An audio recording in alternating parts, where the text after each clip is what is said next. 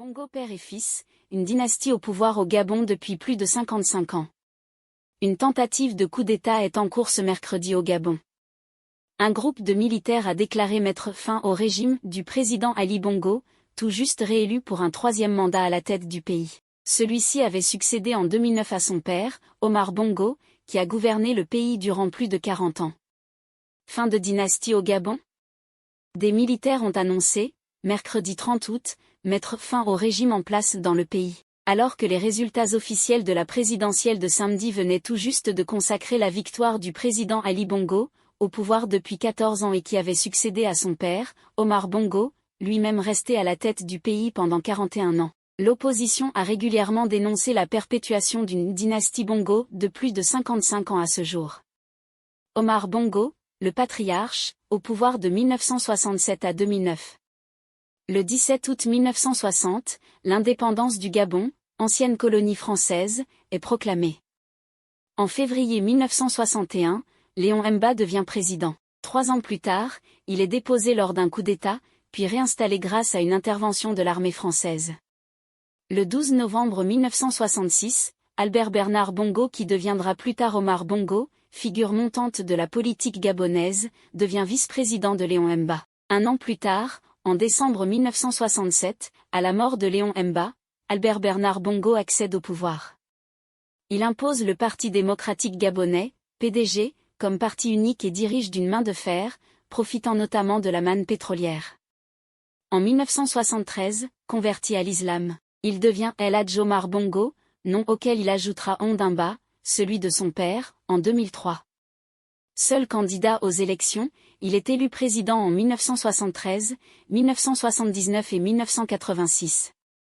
Parvenu au pouvoir avec l'aval de Paris, Omar Bongo Ondimba a été un des piliers de la France-Afrique, expression utilisée pour dénoncer un système de cooptation politique, réseaux occultes et chasse gardée commerciale mis sur pied après l'indépendance des colonies françaises d'Afrique noire.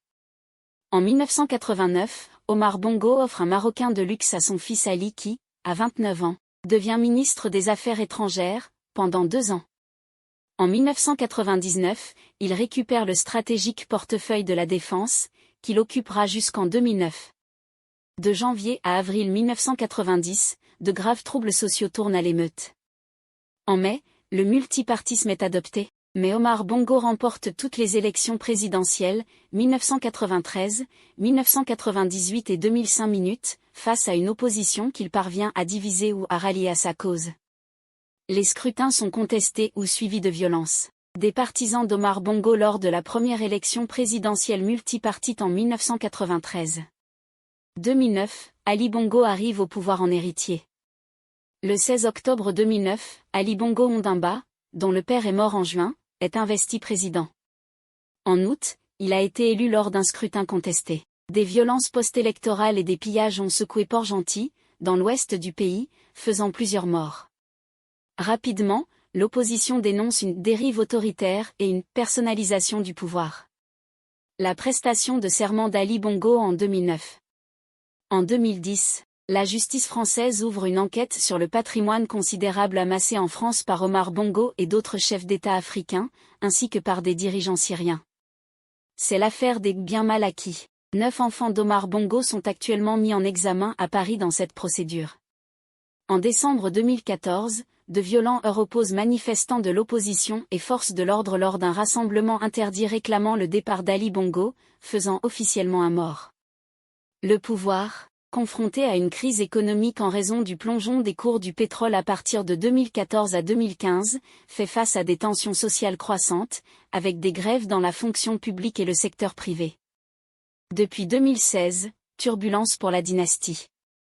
Avant la présidentielle du 27 août 2016, l'opposition demande en vain l'invalidation de la candidature d'Ali Bongo, répétant qu'il est un enfant nigérian adopté et qu'il ne peut pas être président.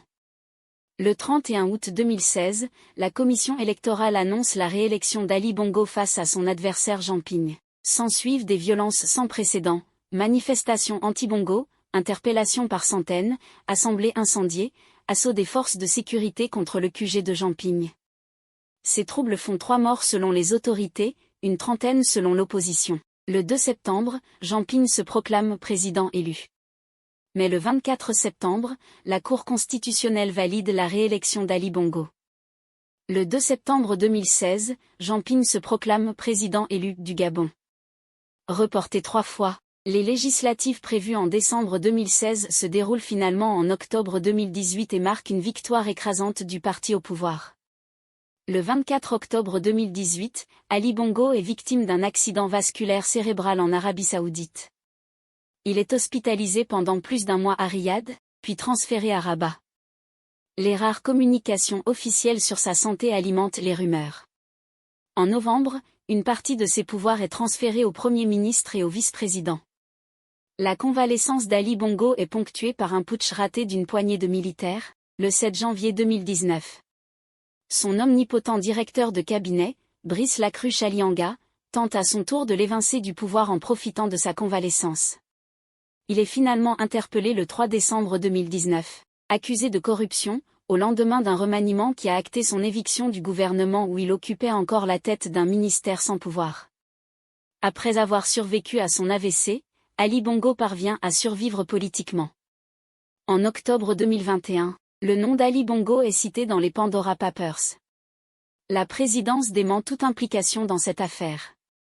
Le 9 juillet 2023, Ali Bongo annonce sa candidature à un 3e mandat présidentiel.